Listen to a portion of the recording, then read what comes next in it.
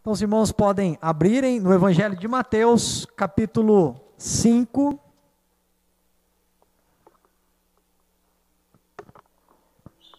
Mateus, capítulo 5.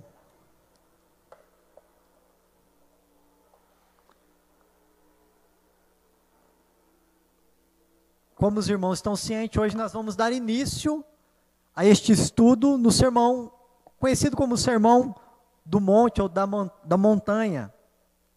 E esse sermão que o Senhor Jesus Cristo pregou no início do ministério, compreende o capítulo 5, capítulo 6 e o capítulo 7 do Evangelho de Mateus. Então a proposta é nós estudarmos todo este sermão com a graça que vem do Senhor. Nós vamos ver hoje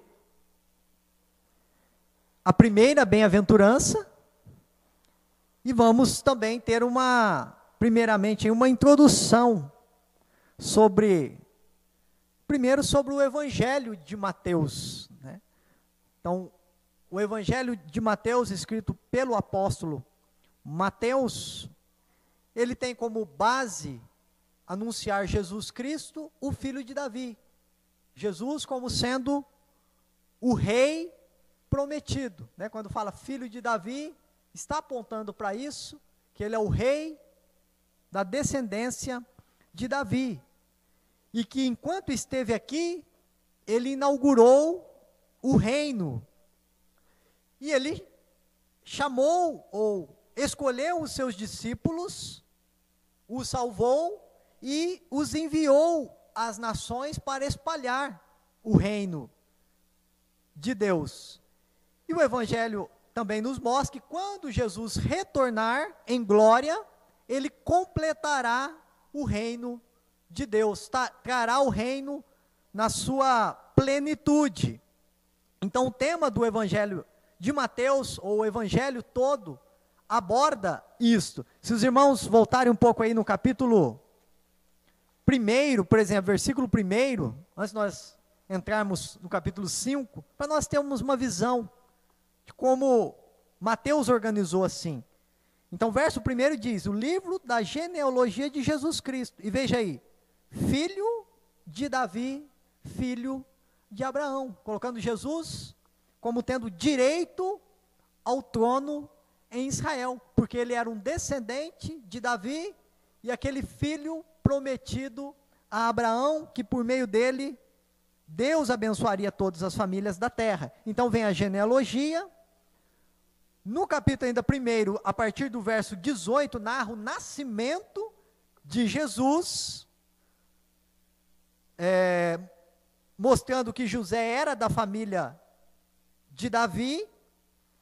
E o verso 23, por exemplo, diz assim, eis que a virgem conceberá e dará à luz um filho, e ele será chamado pelo nome de Emanuel, que quer dizer Deus conosco. Então, mostrando que Jesus é o Rei eterno que vem ao mundo. No capítulo 2, nós temos a visita ao rei, né? Vamos dizer assim, os magos vão visitar a Jesus, fazem toda aquela viagem, e eles perguntam, veja o versículo 2:2, e perguntavam, onde está o recém-nascido rei dos judeus? Porque vimos a sua estrela no oriente, e viemos para adorá-lo, né? Então nós vemos aí, Mateus deixando registrado, bem claro isso, que os magos compreenderam, viemos ver, visitar, viemos adorar o rei dos judeus. No verso mais à frente, na pregação, nós temos a pregação de João Batista, anunciando a Jesus, dizendo que ele mesmo, aí no verso 11, ele mesmo não era digno de desatar-lhe as sandálias dos pés. O capítulo 4, nós temos o batismo, né, de Jesus aí também, João batizando Jesus, e no verso 15, Jesus disse, João Batista diz assim, né, o verso 14, Ele, porém, o dissuadia, dizendo: eu é que preciso ser batizado por ti, tu vens a mim? Mas Jesus lhe respondeu: deixa por enquanto, porque assim nos convém cumprir toda a justiça, né? Isso daqui já aponta para alguma coisa que nós vamos estudar lá no Sermão do Monte. No capítulo 4 nós temos a tentação de Jesus. Jesus sendo levado para o deserto pelo Espírito Santo para ser tentado pelo diabo. E uma das coisas que me chamou a atenção, é que na tentação de Jesus registrada aqui em Mateus, a última tentação é quando o diabo oferece a Jesus o reino e a glória deles. É a última tentação das 4 que Jesus foi tentado no deserto, né? Eu digo isso porque no Evangelho de Lucas, na tentação, o oferecer o reino vem em segundo lugar, e não em último lugar. O que isso significa? Que Mateus, ele colocou esta tentação como sendo a última, porque naquilo que ele está apresentando, foi a tentação talvez mais importante ali do deserto, porque está oferecendo um reino a Jesus, e ele era o rei, nasceu para ser rei, só que nós já sabemos que, né, o reino dele não é deste mundo. Então, é interessante isso, aqui na tentação de Jesus, é a maneira como Mateus colocou. Daí, a partir do versículo 18, nós temos Jesus caminhando no mar da Galileia, o capítulo 4, 18, e chamando os seus discípulos para segui-lo, no caso, os apóstolos. Então, ele chama os seus discípulos, os separa para andar com ele. E o Evangelho de Mateus, ele dá um destaque ao que é ser um discípulo de Jesus.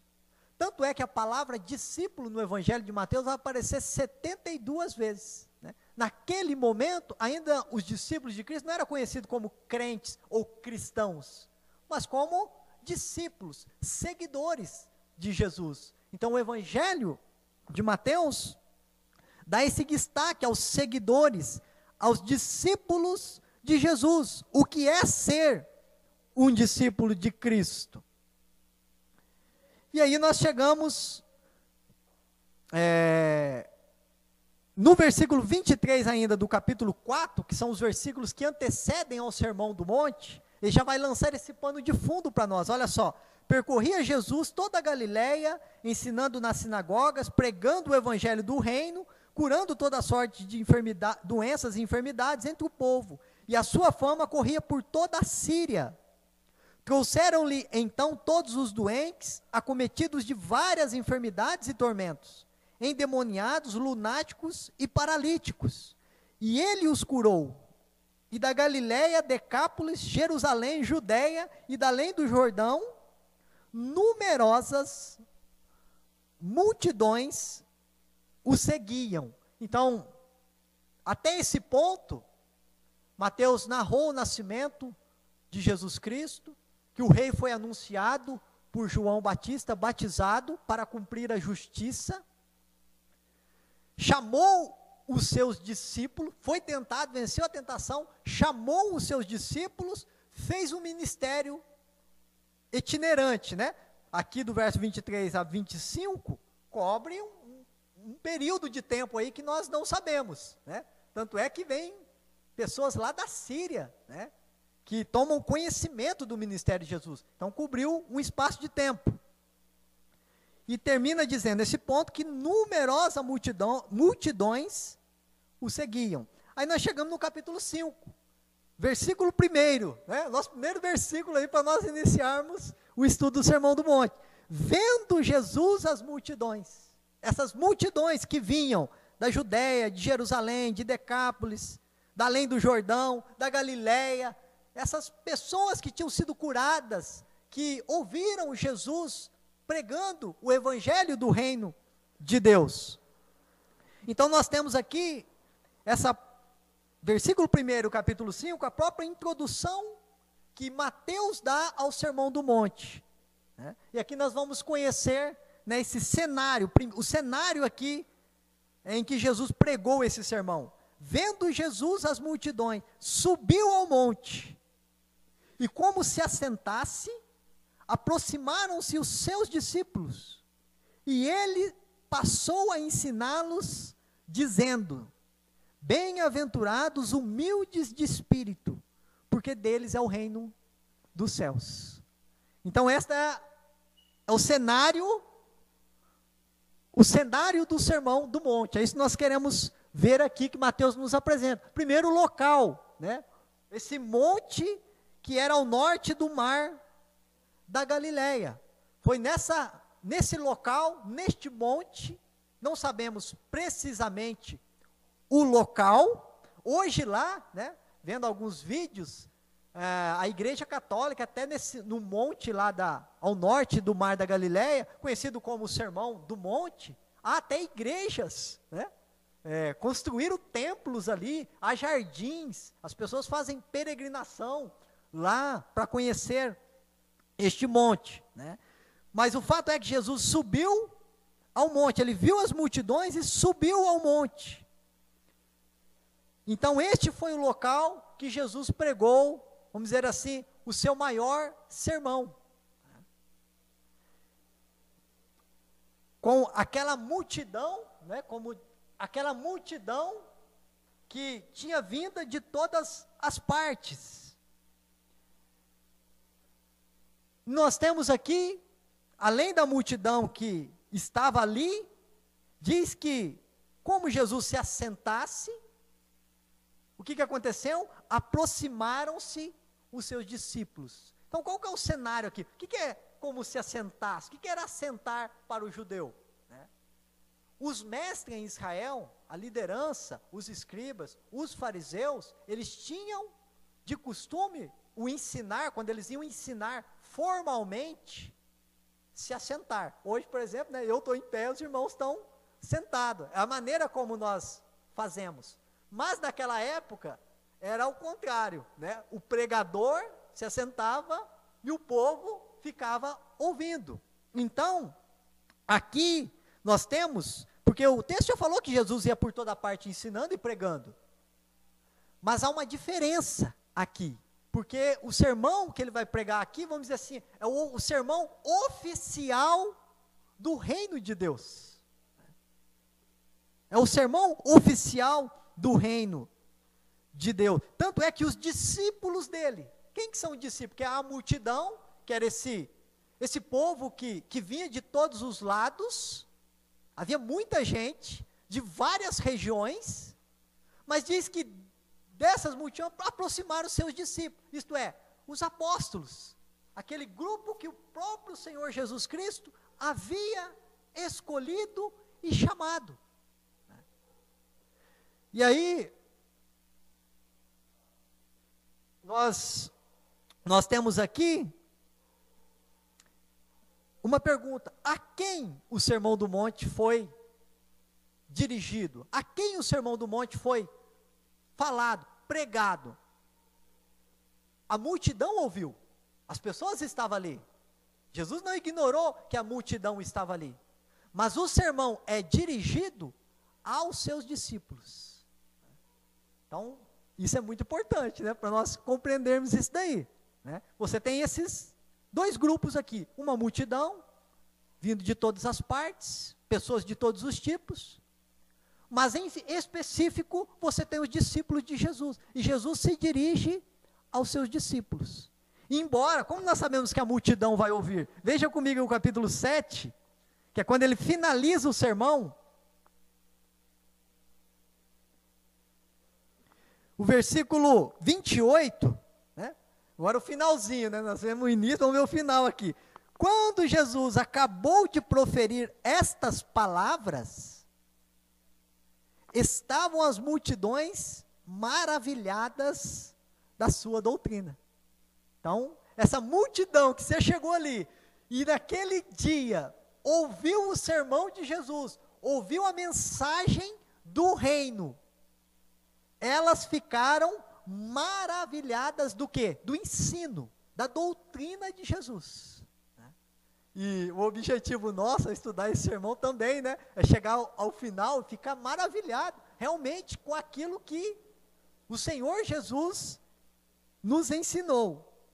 E olha só, o verso 29 diz assim: que havia algo diferente, ó, porque ele as ensinava a multidão como quem tem autoridade, e não como os escribas, né? Durante o Sermão do Monte, nós vamos estudar alguma coisa sobre os escribas, que eram os mestres, que eram aqueles que ensinavam o povo de Israel, que eram aqueles que doutrinavam o povo. Mas Jesus ensinou, não que a sua doutrina, vamos dizer assim, era em si diferente, havia coisas que os escribas ensinavam, que vinha da lei de Deus, que vinha da palavra de Deus, mas Jesus ensinava como quem tem autoridade. E nós vamos ver que os escribas, muitos deles, eram hipócritas, haviam distorcido a lei de Deus. E é lógico, né? Comparar com Jesus também, né? Comparar o ensino vindo do próprio Senhor Jesus, né? O ensino puro, cristalino, da palavra de Deus, você pode beber sem medo, né? Que isso só produz vida no seu interior. Então nós temos Jesus ensinando como quem tem autoridade. Então, por isso nesse ponto aqui, né, Jesus o mestre, né, o profeta. Também essa questão de ser o monte, a região geográfica, nos lembra muito Moisés. E quando Moisés recebeu a lei de Deus e entregou a lei de Deus ao povo, isso há um paralelo de Jesus subir ao monte e fazer esse paralelo com Moisés, até porque Moisés tinha dito, virá um profeta maior do que eu, né? E em Israel, Moisés era o maior profeta, até esse momento. Agora o maior profeta veio, o maior profeta é Jesus, né? E ele fala com a autoridade de Deus, porque ele é o Deus encarnado, ele é o Deus vivo, que veio do céu para buscar o seu povo. Então nós temos este cenário aqui do Sermão do Monte. Até aqui tudo bem, irmãos? Alguém ficou com alguma dúvida, quer fazer alguma colocação? William, alguma coisa que você viu aí queira acrescentar? Né? Não? Então, seguindo. O propósito do Sermão do Monte. Então nós vamos ver algumas coisas aqui com respeito ao propósito do Sermão do Monte, que nós vamos até mesmo ver no Sermão do Monte. Primeiro, as leis do reino de Deus, né? O tema central do livro do Evangelho de Mateus é o reino de Deus. Então nós podemos dizer que nós temos aqui a lei do reino de Deus. Isso não significa que antes disso a lei foi totalmente abolida, porque nós vamos ver no próprio Sermão do Monte, Jesus confirmando a lei que foi entregue a Moisés, como continuando aquela lei, que ele não veio para abolir a lei, muito pelo contrário, ele veio cumprir a lei. Mas é lógico que Jesus, ele aprofunda o sentido da lei que foi dado a Moisés. Então esse é um propósito, e o próprio povo avaliou, o próprio povo ouviu sobre isso. Uma das coisas que nós vamos ver aqui no Sermão do Monte também é a santidade, resgatar. Jesus resgata aqui no Sermão do Monte a verdadeira justiça e piedade. Por quê? Porque os fariseus e os escribas, eles davam ênfase numa santidade, numa piedade externa, puramente externa. Reduziram até mesmo a lei de Deus para encaixar a sua vida ali. Então nós vamos ver no Sermão do Monte, Jesus falando sobre a justiça e a piedade. A justiça, por exemplo, dos fariseus, ele vai dizer, os meus discípulos terão uma justiça maior do que o dos escribas e fariseus. Nós vamos ver sobre isso, né? A piedade. Como vocês vão orar? Vocês não vão orar como os escribas e fariseus que oram para ser ouvidos dos homens. Vocês não vão fazer boas obras para receber algo em troca, para ser visto dos homens. Então nós vamos ver isso no Sermão do Monte. E o propósito, então, em Jesus falar essas palavras naquele tempo foi resgatar a verdadeira justiça e piedade que Deus exige do seu povo. Também estabelecer a missão dos seus discípulos. Qual deve ser o testemunho dos discípulos no mundo? Então Jesus vai falar, como é conhecido nós, ser sal, ser luz. E esse sermão de Jesus vai, a ênfase, uma temática que vai percorrer todo o sermão é: vocês são diferentes. Não, por exemplo, lá em Mateus 6:8, Jesus vai dizer: não vos assemelheis a eles. Ora ele vai comparar com os escribas e fariseus, e vai dizer: não seja como eles. Ora ele vai dizer dos pagãos, fala: ó, vocês não vão buscar riquezas como os gentios fazem.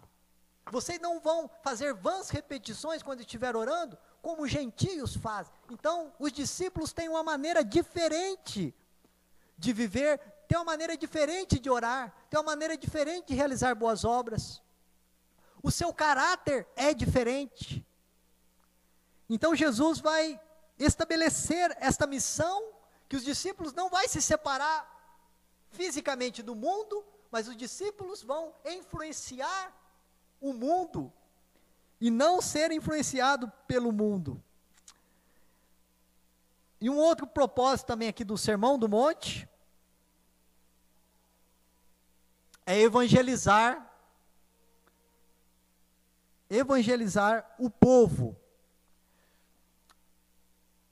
A evangelização está ligada ao Sermão do Monte, porque quando nós estudarmos o sermão, nós vamos começar a perceber que para, assim, começar a viver o que Jesus fala na lei e na palavra, é necessário uma regeneração do coração. Então, os padrões do Sermão do Monte são elevadíssimos para o homem pecador. Os judeus tinham reduzido os mandamentos de Deus em questões externas para se gloriarem e tentarem ganhar a salvação pelas obras. Mas Jesus vai mostrar que a justiça que Deus exige é mais do que aparência, é uma justiça do coração, uma piedade do coração, do qual nenhum homem tem. E isto, logicamente, aí eu coloquei a frase, né? No passado, os puritanos, principalmente os puritanos do século 17, dizia isso daí: a lei nos envia a Jesus para sermos justificados. Isto é, você compara a sua vida com a lei de Deus, e você vê que você não consegue cumprir. E quanto mais você tentar cumprir a lei de Deus, mais você vai ver o pecado que habita no seu ser, no seu coração, as suas inclinações pecaminosas. Isso mostra a necessidade de um Salvador. Então você encontra esse Salvador perfeito, que cumpriu a lei em Jesus Cristo. Então a lei nos leva a Cristo, né? A lei nos leva a Cristo. Mas uma vez justificado em Cristo, salvo nele, Jesus nos envia de volta à lei, né? Para nós sermos diariamente transformados, santificados, moldados, conformar a nossa vida aos padrões de Deus. Então nós temos aí esses dois propósitos. O Sermão do Monte serve tanto para o ímpio, nesse sentido de mostrar o quão pecaminoso é o homem, o quão longe está de Deus, e serve para os cristãos para santificá-los, para mostrar a vontade de Deus a eles, e eles se conformarem a sua vida à vontade de Deus. Uma das coisas nesse ponto, né, da evangelização, lendo, né, algumas coisas sobre o Sermão do Monte, é que na história da igreja, por exemplo, na Reforma Protestante, os católicos romanos, eles defendiam, assim como defendem até hoje, uma salvação pela obra humana, por praticar a lei de Deus. É isso que eles ensinavam e ensinam até hoje. Mas na época da Reforma Protestante isso ficou mais claro e mais forte, porque Martinho Lutero, que era um monge da Igreja Católica Romana, percebeu nas Escrituras que o homem é justificado pela fé em Cristo, e não pelas obras da lei. Então levantou-se esse debate entre o que Martinho Lutero pregava e o que a Igreja Católica Romana, os padres, pregavam. E o próprio Martinho Lutero tentou ganhar a salvação pelas suas obras, né? Fazendo bem, fazendo cerimônias, se autoflagelando, se isolando, tentando praticar a lei de Deus à risca, mas é como eu disse, né? Toda vez que ele se aproximava da palavra de Deus com essa mentalidade, ele se via desesperado, porque ele não conseguia cumprir a lei de Deus. Então ele descobriu, pelo Espírito Santo agindo no seu coração, que a salvação vinha de Cristo Jesus, e não das suas obras. E ele começou a pregar isso. E por que isso é relevante aqui para nós? Porque os católicos romanos usaram o Sermão do Monte para defender a tese de que o homem era salvo pelas obras da lei. Né? Por exemplo, você pega aí o capítulo 5. Eu sei, irmão, que eu estou dando uma introdução bem geral. Hoje é para nós, né, conhecermos algumas coisas aí do Sermão do Monte. Né? Mas olha o capítulo 5, por exemplo, ao versículo 20, que Jesus disse assim: porque vos digo que se a vossa justiça não exceder em muito a dos escribas e fariseus, jamais entrarei no reino do céu. Então, você lê isso daí, não, mas Jesus está falando, né, que você tem que praticar a justiça, porque se você praticar a justiça, você vai entrar no reino dos céus a partir da sua justiça. Né? Eles interpretaram assim, pegando esse versículo isoladamente, né, eles queriam defender esta tese. Né? Não, você quer ganhar a salvação? Pratica a lei. Né? Pratica a justiça, que você vai ganhar a sua salvação. Então esse era um dos versículos, né? O outro aí, por exemplo, na bem-aventurança, vamos pegar o da bem-aventurança, versículo 8.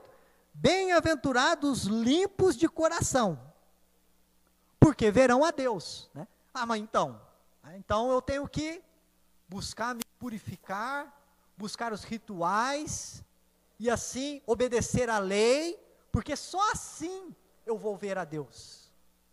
Então veja como, estou falando isso, né? Por quê? Porque nós vamos ver o Sermão do Monte num todo. Né? Ele tem um contexto. Tem um contexto esses versículos aqui. Né? Se você pegar o versículo isoladamente, você pode interpretar a Bíblia errada. E além do Sermão do Monte, é lógico que nós temos toda a Escritura. Não é só o Evangelho de Mateus. Nós temos toda a Escritura que não se contradiz. Então, Martinho Lutero, eu tinha até trazido, achei aqui, ó. Martinho Lutero disse assim: não há lugar no Sermão do Monte para um sistema de salvação por obras. E ele diz assim, abrindo aspas, né? O Sermão do Monte é Moisés quadruplicado, é Moisés multiplicado ao mais alto grau. Né?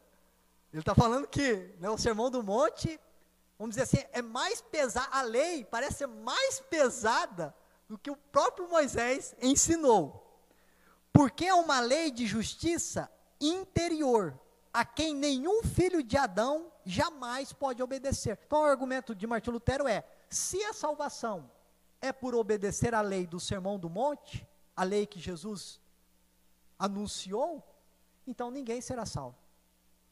Porque se a lei de Moisés, vamos dizer assim, que externamente o homem já não cumpria, quanto mais a lei aqui que Jesus anunciou. Então, Lutero diz isso, e ele fala assim, portanto, ele conclui, portanto, apenas nos condena, ou seja, o Sermão do Monte condena o homem, não salva o homem, mas condena, e torna indispensável o perdão de Cristo. E esse é o propósito pelo qual Deus deu a lei. Esse é o propósito porque Ele anunciou a lei. Para que o homem pudesse perceber a sua condição de pecador. E, arrependido, confiar no perdão em Cristo Jesus, que foi o Filho a quem Deus enviou para a nossa justificação, para a nossa salvação. Então, precisamos entender isso aqui. Nós chegamos aí na bem-aventurança, nós vamos tentar, por isso é a razão de nós tentarmos só hoje a primeira bem-aventurança, não vai ser um estudo para cada uma, né?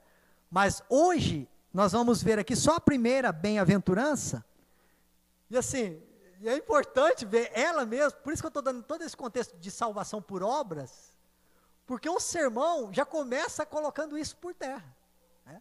Veja, então, antes de chegarmos aí, né, um esboço, né, eu coloquei aqui um pequeno esboço, é um esboço do livro do John Stott, é um esboço bem legal, depois eu posso mandar para os irmãos também pelo WhatsApp. Então, aqui está um esboço do que trata o Sermão do Monte. Primeiro, o caráter do cristão, que é o capítulo 5, aí, verso 3 a 12, que trata das bem-aventuranças. Depois, a influência do cristão, que é ser sal e luz. Depois, a justiça do cristão, Cristo cumprindo a lei e estabelecendo aquilo que nós deveríamos viver. Vai tratar a questão da vingança, questão do amor, questão do adultério. Depois ele vai tratar a piedade do cristão. Como o cristão ora? Como o cristão por que o cristão dá boas obras? Faz boas obras? Por que o cristão jejua? Como deve-se jejuar? A questão da piedade cristã. A ambição do cristão, que é aquele tópico que trata da relação do cristão com o dinheiro, com a ansiedade, o que vem primeiro. Depois, os relacionamentos do cristão, no capítulo 7, vai falar sobre a questão de julgar, colocar a trave, né? Ver a trave que está nos seus olhos, não dar pérolas aos porcos, os falsos mestres, os falsos profetas, como identificá-los. E por último, a dedicação do cristão, que é quando Jesus termina com aquela parábola da casa construída na areia e a casa construída sobre a rocha. Então nós vamos ver aí, né, esses pontos, né, muito importantes para nós. Hoje nós vamos ver essa primeira parte, está ligada ao caráter do cristão, que são as bem-aventuranças. São 8 bem-aventuranças aqui, começando no capítulo 3, terminando lá no capítulo 11. Então são 8 bem-aventuranças. E a primeira delas, Jesus inicia o sermão, começou a ensiná-los, dizendo, e lembre-se que aqui os discípulos estão ali, atentos ao que Jesus vai falar. E nós também, ao começarmos esse estudo, né, nós possamos nos aplicar, né, não ficar só na dependência aqui do que eu vou falar, mas procure-se aprofundar na palavra do Senhor. Então nós temos aqui Jesus dizendo, bem-aventurados os humildes de espírito, porque deles é o reino dos céus. Né? Essa é a primeira bem-aventurança. Né? Deixa eu só achar aqui onde...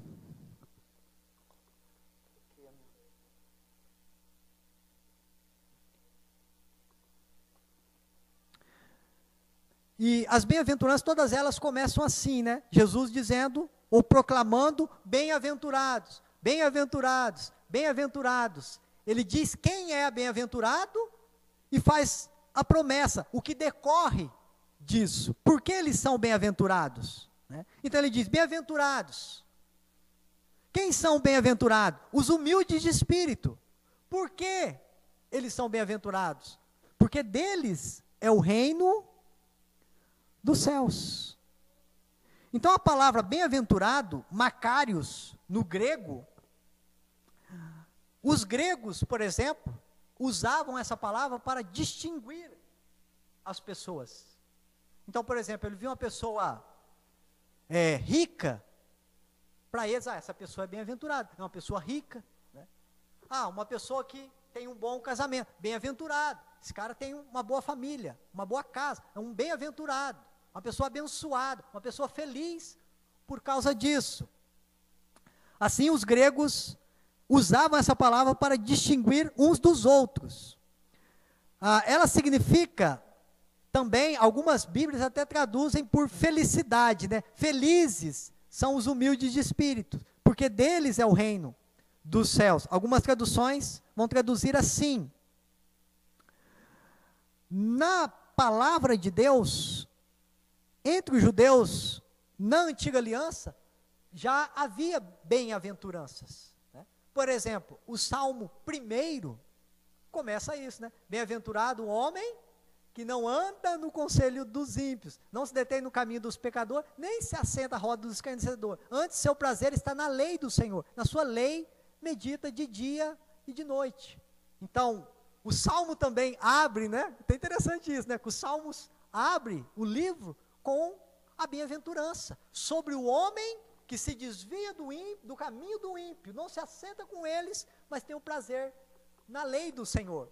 O Salmo 128 também, até fala do lar e da casa. Bem-aventurado o homem que teme ao Senhor e anda nos seus caminhos. Do trabalho de suas mãos comerás, feliz será, tudo te irá bem. Então, fala também do homem bem-aventurado na casa, um homem bem-aventurado na sua família.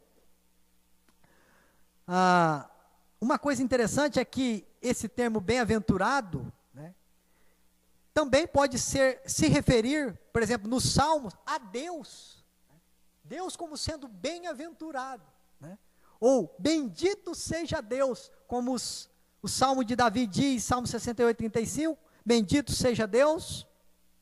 E muitos outros salmos se referem a Deus como ele sendo bem-aventurado ou bendito. E em 1 Timóteo 1,11, Paulo diz, o evangelho da glória do Deus bendito. E em 1 Timóteo 6,15 ele diz, Jesus Cristo que é bendito e o único soberano, Rei dos reis e Senhor dos senhores. Então nós vemos aqui sendo usado a bem-aventurança como também uma característica de Deus, e que compartilhamos da bem-aventurança de Deus, uma vez que somos cidadãos do reino dos céus, né? Então isso também se aplica aos discípulos do Senhor, que eles também são bem-aventurados. Hoje em dia, por exemplo, né, quem que a gente diria, né? Uma pessoa que é bem-aventurada. Que tipo de pessoas? A quem nós nos referiríamos se nós disséssemos assim, essa pessoa é uma pessoa bem-aventurada, né? Normalmente a gente já começa a pensar, pessoas ricas, pessoas de fama, né? A pessoa que não precisa trabalhar, que beleza, né? Nossa, bem-aventurado, não precisa trabalhar, né? E é interessante que há esse paradoxo aqui na bem-aventurança, porque Jesus fala, bem-aventurado os de humildes de espírito, ou bem-aventurados os que choram. Hoje nós falamos, bem-aventurado é uma pessoa feliz. Como bem-aventurado é o que chora? Bem-aventurados os mansos. Não, mas bem-aventurados são os fortes, são os mansos. Bem-aventurado os perseguidos. Como uma pessoa perseguida pode ser bem-aventurada? Nós vamos ver que há esse paradoxo, né? É a visão de Deus. Para Deus, quem é bem-aventurado? É o que Jesus está dizendo. Para Ele, quem é bem-aventurado? Quem é a pessoa feliz para Deus? Porque nós temos a nossa visão, temos a visão que a sociedade impõe, mas a pergunta que ao iniciarmos o estudo, quem é o bem-aventurado na visão de Deus? Que Deus aprova, que Deus se compraz neles. E a primeira bem-aventurança não diz os ricos, mas diz os pobres, né? E nós vamos ver aqui o que significa humilde de espírito. É importante identificarmos aqui a localização dessa bem-aventurança na lista e o resultado prometido dela. Então, o que significa humilde de espírito? Essa é uma tradução da Bíblia que colocou humildes. Mas a palavra no original grego significa pobres, né? Então, algumas traduções trazem assim, pobres de espírito, né? Na bem-aventurança de Lucas está escrito assim, bem-aventurado os pobres, né? Lucas até omitiu a palavra espírito. Mas a palavra que, no original, que vem do grego, é tochos, que significa pobre. Então, bem-aventurado os pobres de espírito, ou humildes, né, de espírito. Mas eu prefiro ainda a palavra pobre de espírito.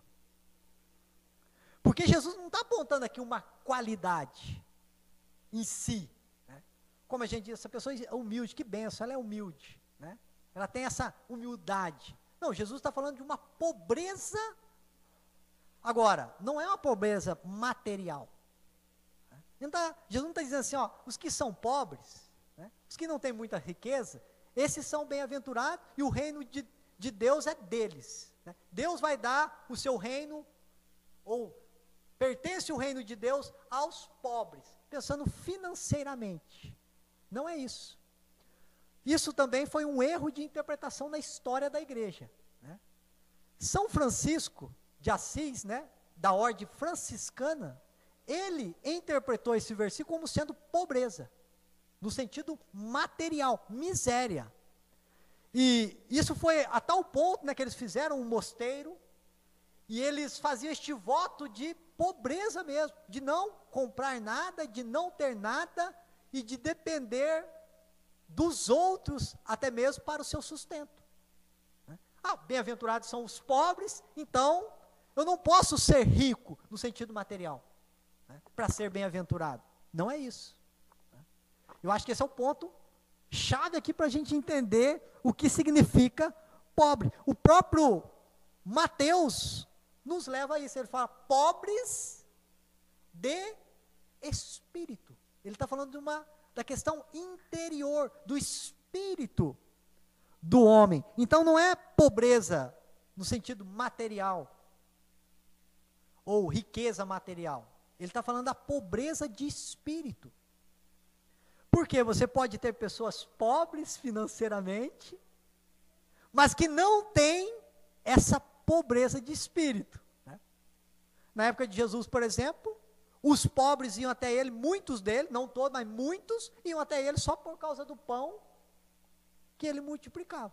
Ele mesmo disse isso, vocês vêm a mim só por causa do pão.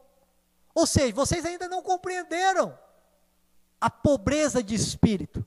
Vocês não têm consciência da pobreza de espírito de vocês. Por isso vocês vêm até mim pelo pão. Estou falando dos pobres da época, né, que não se consideravam ou ainda não viam essa pobreza espiritual neles. Então eles iam até Jesus por causa dos pães que ele multiplicava, né, para fazer um rei, para livrá-los da pobreza em que eles estavam. Por outro lado, nós temos ricos na Bíblia que se tornaram ou se viram pobres de espírito, né? Nós temos pessoas ricas na Bíblia que foram até Jesus, não por causa do pão, elas já tinham, mas faltava alguma coisa, e essa coisa que faltava era no seu interior, que eles não tinham, né? Então encontraram em Jesus Cristo. Então aqui o contraste não é pobreza no sentido de bens materiais, se a pessoa é pobre ou se é rica no seu sentido econômico, mas se a pessoa humilde de espírito significa uma pessoa desprovida do seu orgulho, esvaziada do seu eu. É isso que significa a pobreza aqui. Também eu achei bem interessante, John MacArthur, que traz isso, que existe duas palavras para pobre na época de Jesus, né? O tochos e penichos. Tochos é usada, por exemplo, para se referir ao mendigo Lázaro. Lembra lá da parábola de Lázaro, que desejava comer das migalhas que caíam da mesa do rico, né? Quando está escrito lá em Lucas 16, 20, se refere a ele como sendo o mendigo ou o tochos Lázaro, ou seja, o homem pobre na miséria. Ou seja, aqui a palavra usada para pobre, para descrever o pobre, é alguém que não tem nada, que não tem nenhum recurso. Porque havia outra palavra, penichos, que significa uma pessoa também pobre, mas que ainda tem algum recurso. Por exemplo, quando fala daquela viúva que entregou a moeda ao templo, diz que ela era pobre. Mas como ela ainda tinha moeda, a palavra usada foi penichos e não tochos, porque ela tinha aquela moeda, antes de entregá-la, é lógico. Então, aqui o pobre de espírito é aquele que está igual Lázaro, ele está na miséria, ele não tem absolutamente nada mais. Ele não tem nenhuma, se comparando com o sentido de bens, ele não tem nenhuma moeda. Ele está na miséria absoluta. E agora nós estamos falando da alma, nós estamos falando do espírito, nós estamos falando de alguém que não confia mais nas suas próprias obras, que se vê diante de Deus como um miserável, um mendigo espiritual. Agora, irmãos, né, quanto que isso daqui distingue de muita gente, muitos religiosos, que acha que só ganharão o reino dos céus se eles continuarem bons, né? Eles já se veem bons, né? Fazem boas obras. Então, para você ganhar o reino do céu, você tem que ir acumulando a bondade sobre a sua vida. Então, você vai herdar o reino dos céus. Jesus está ensinando completamente ao contrário disso. Está falando que o reino é daqueles que se veem na sua completa miséria. E isso daqui é tão importante, irmão. Eu vou usar aqui. Então, ser pobre de espírito é reconhecer a própria pobreza espiritual à parte de Deus. É ver a si mesmo como realmente é, perdido, desesperado e impotente. Impotente. Estes sabem que não têm mérito espiritual ou reivindicações a fazer na presença de Deus. O seu orgulho espiritual se foi. A sua autoconfiança se foi. E eles estão vazios diante de Deus. Os fariseus não se viam assim. E aí, eu vou convidar você a abrir comigo lá em Lucas, capítulo 18, que é essa parábola que Jesus contou, que era o retrato dos sacerdotes na época. Lucas 18. Quando você quiser entender o que significa pobre de espírito, vem nessa parábola, né? Aqui fica muito ilustrado isso. E por outro lado, aquele que se considera rico, né, no seu espírito. Então veja, Lucas 18, versículo 9. Propôs também esta parábola a alguns, veja só, que confiavam em quem? Em si mesmos, por se considerarem justos, e desprezavam quem? Os outros. Veja aí alguém que não é humilde de espírito. Veja aí alguém que confia em si mesmo. Ah, eu sou justo, não sou como esse outro aí. Né?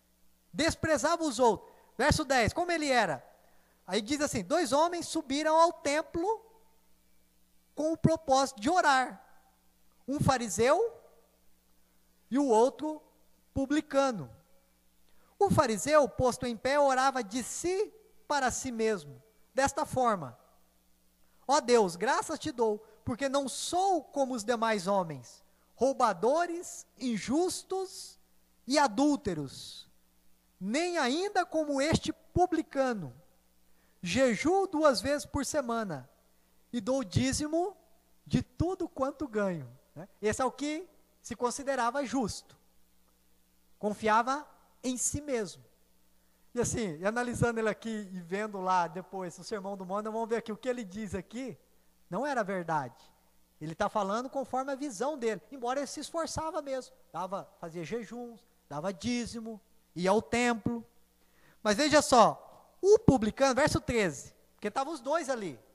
O publicano, estando em pé, longe, não ousava nem ainda levantar os olhos ao céu, mas batia no peito dizendo: ó Deus, sê propício a mim, pecador.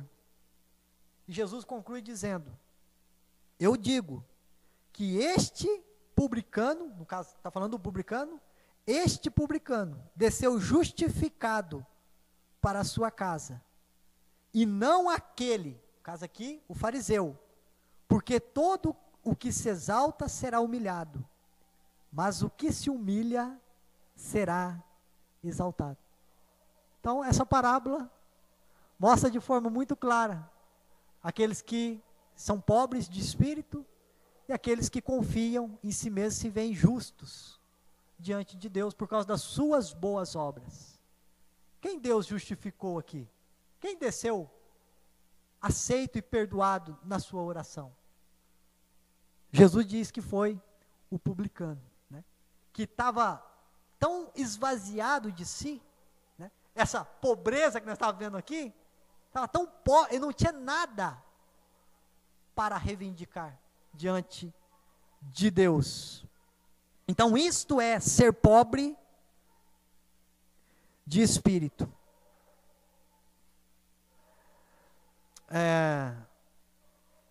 É interessante aqui também a localização do ensino de Jesus. Essa é a primeira palavra de Jesus. Agora nós entendemos como aqueles religiosos que falavam da salvação pelas obras no Sermão do Monte estão totalmente equivocados. Porque Jesus começa o Sermão do Monte destruindo o legalismo. É como se ele estivesse dizendo para nós: ó, não venha estudar o Sermão do Monte para você tentar cumprir as minhas leis e ganhar a salvação através dela. Não é isso.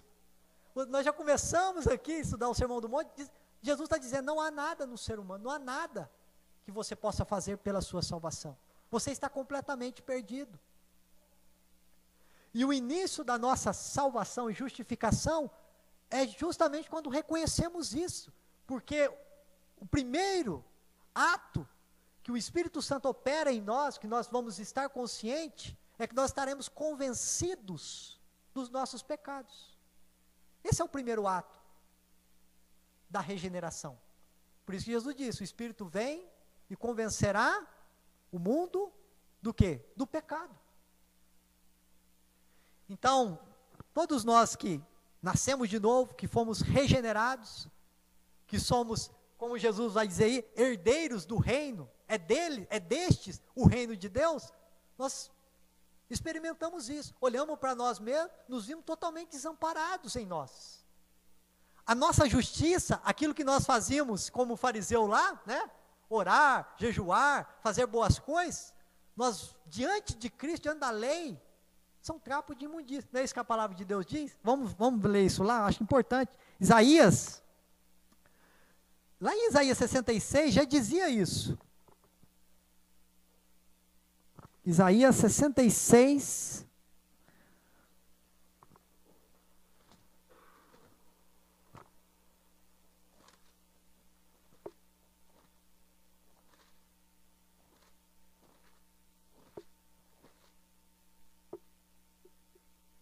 Perdão, irmão, é 64, né?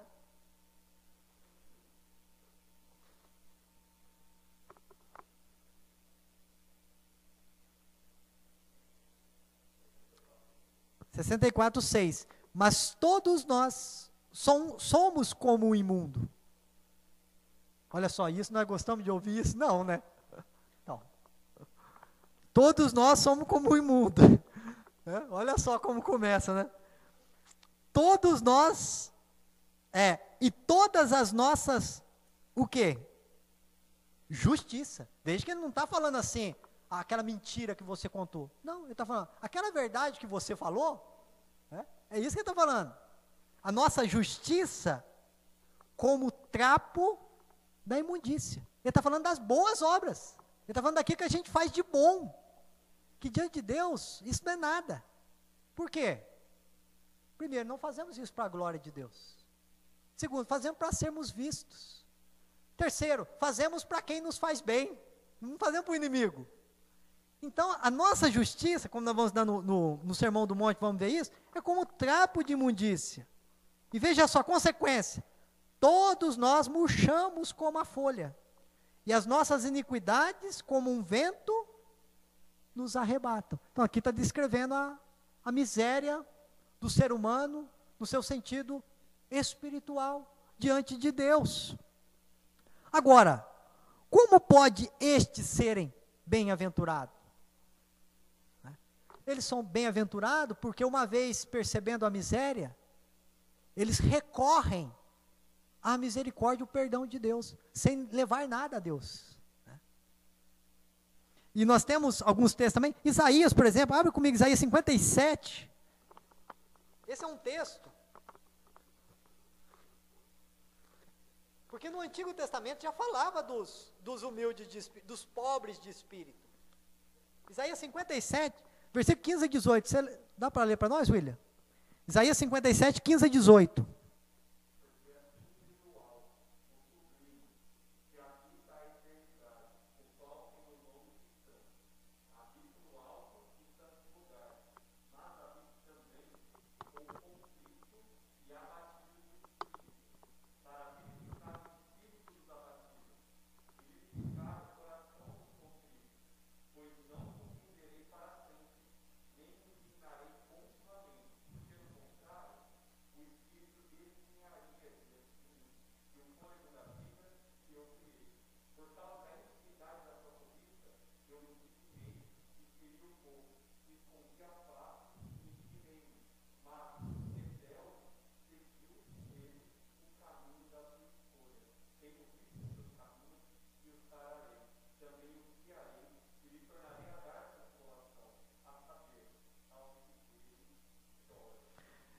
Eu gostei peguei esse texto, né, porque ele lembra as bem-aventuranças, né, ele fala do choro, né, ó, para você ver, você tem o que está com o espírito quebrantado, o espírito ali definhando, mas você tem Deus habitando com este, e renovando o espírito, né?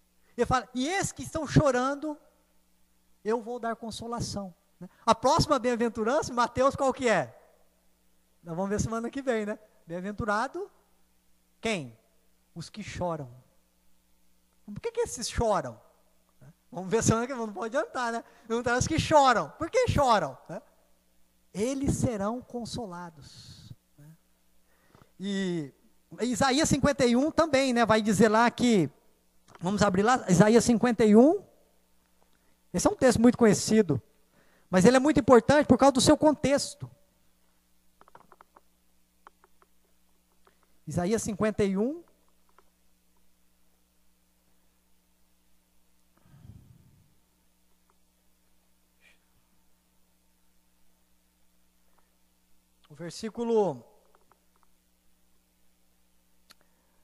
Versículo 16.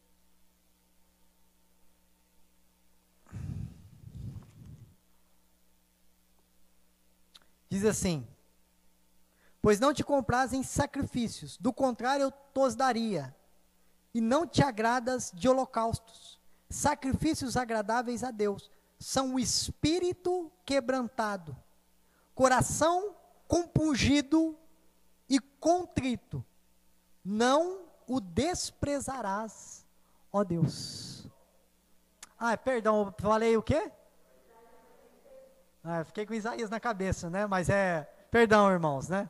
É o Salmo 51, verso 16 e 17, né? Perdão, aí foi um lapso aí.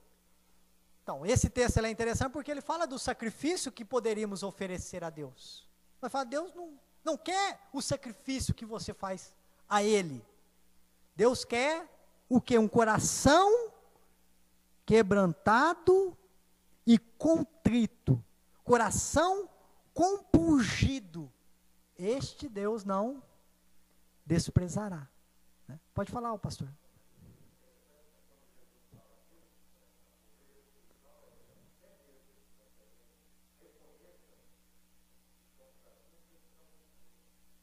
Sim. Sim, certamente.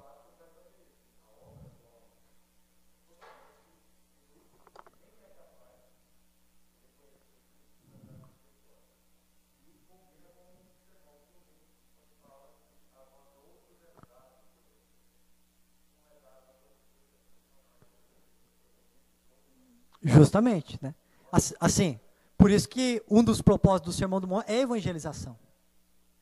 Porque como você vai tomar conhecimento da sua pobreza espiritual? A Escritura, né? Lendo a palavra, estudando a palavra de Deus. Deus está mostrando para você o seu estado espiritual. Porque nós não temos condições. Quando nós vamos analisar o nosso estado espiritual, o que nós fazemos? Nós vamos para a Escritura? Não vamos. Ah, tem um lá bem pior que eu. Né? Ah, eu sou assim, mas eu fiz uma coisa, eu sou bom, fiz uma coisa boa. Né? Então, o Sermão do Monte tem esse propósito evangelístico, de mostrar ao homem, por isso que começa, né? Nós estamos pensando agora na localização, por isso que ele começa a mostrar, olha o seu estado espiritual. Né? Olha a condição, olha a sua condição, olha a sua miséria, o estado de miséria que você está por causa das suas iniquidades, dos seus pecados. Né? E esse é, de fato, o primeiro despertamento para a salvação. É compreender, né?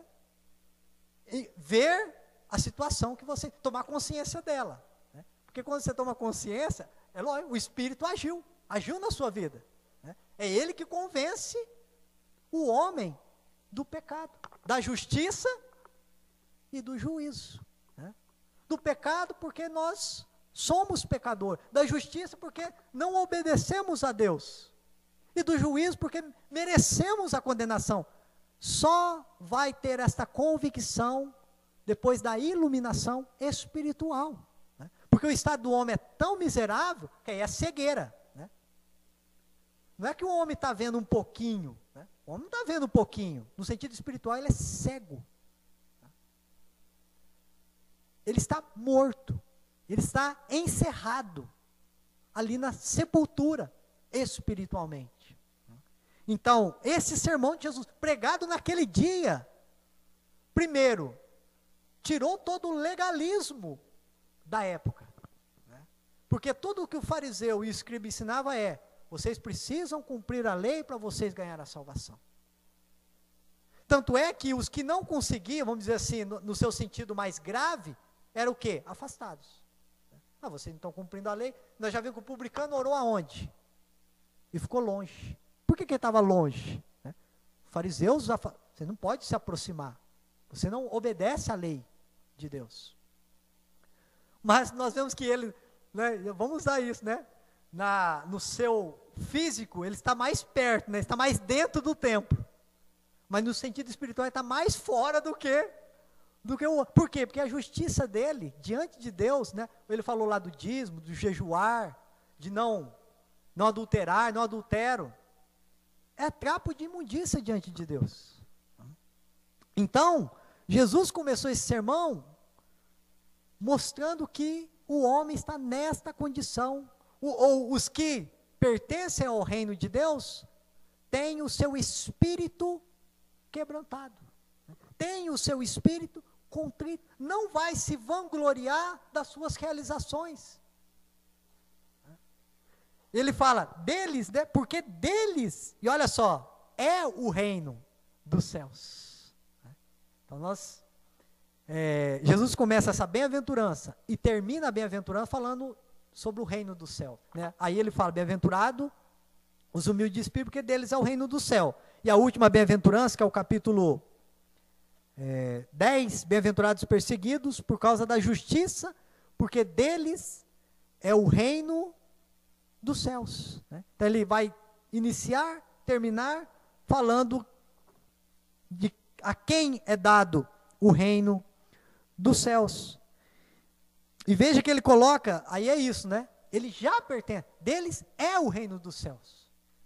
Os que têm essa pobreza de espírito já pertencem ao reino de Deus, embora estamos aqui ainda neste mundo, aguardando o reino na sua plenitude, mas já temos o reino de Deus. Já pertencemos, na verdade, já pertencemos ao reino de Deus. Já somos do Senhor. Então, nessa primeira bem-aventurança, né, já nos é ensinado que não temos direito, não temos justiça, que somos miseráveis pecadores, porém, amados e agraciados por Deus em pertencer ao seu reino. Aí você vê por que o cristão, seu maior anseio é glorificar a Deus, é viver para o Senhor. Não é para ganhar a Deus, é porque Deus já veio até ele. Porque ele estava numa miséria total e Deus lhe deu vida. Por isso, nós nos achegamos a Deus, porque ele veio até nós, né, e nos amou, estando nós nesse estado. E o Jesus está dizendo, vocês que são assim, ou estão assim, vocês são bem-aventurados, porque é de vocês o reino dos céus. Então, com isso, nós terminamos o estudo de hoje. Nossa, esqueci de passar os slides aqui. Poxa vida. Ó, aqui, né, é a parábola, né? Achei essa imagem interessante, né? Mostrando o fariseu e o publicano. Deles é o reino dos céus, que foi o que Jesus disse, né, sobre o publicano, o que estava com o seu espírito quebrantado. E essas perguntas, né, esta bem-aventurança é sobre mim? Está falando de mim? Reconheço que sou pobre de espírito? Talvez até aqui você chegou aqui, você não sabia, você se vangloriava, você achava que, cresci na igreja, meus pais foram muito crentes, então eu também, né, vou entrar junto, porque eles entraram no reino, eu também vou entrar por causa deles, né? Há pessoas que têm vãs confiança, vãs esperança. Então, você precisa reconhecer, ver nas escrituras, o estado espiritual, o teu estado espiritual que Deus diz sobre você. Sou um cidadão do reino do céu, já tenho certeza que pertenço a esse reino, que faço parte dele. Se podemos afirmar que sim, quão bem-aventurado nós somos. Então, eu termino dizendo isso, né? Não há orgulho na presença de Deus, não há do que se gloriar na presença de Deus, porque nada somos, mas Ele nos amou, e Ele enviou o seu Filho, estando nós nesta condição, para morrer por nós, na cruz, e nos deu, pela graça, o seu reino. Então, ao estudarmos esse sermão, nós vamos sempre lembrar disso. Você precisa lembrar-se disso para você não se tornar um fariseu, um escriba, estudando o sermão do monte, né? Que Deus nos abençoe. Nós vamos orar nesse momento. Vamos colocar em pé.